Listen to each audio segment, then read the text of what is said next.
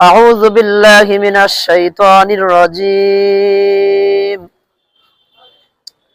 بسم الله الرحمن الرحيم ياسين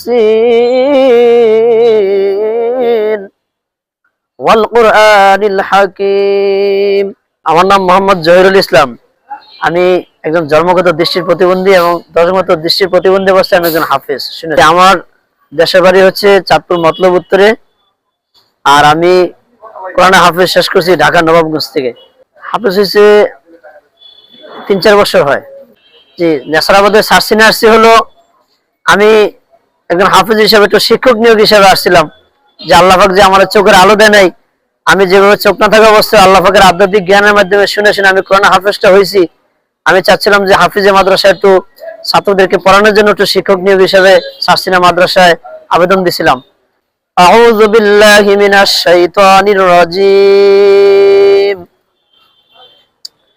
বিসমিল্লাহির রহমানির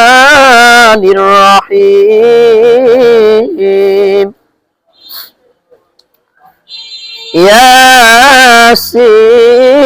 ইয়াসিন والقرآن الحكيم إنك لمن المرسلين على صراط مستقيم تنزيل العزيز الرحيم لتنذر قوما ما أنذر آباؤهم فهم غافلون لقد حق القول على أكثرهم فهم لا يؤمنون إنا جعلنا في أعناقهم أغلالا فهي إلى الأذقان فهم مقمحون وجعلنا من بين أيديهم سدا ومن خلفهم سدا فأغشيناهم فهم لا يبصرون وسواء عليهم أنذرتهم أم لم تنذرهم لا يؤمنون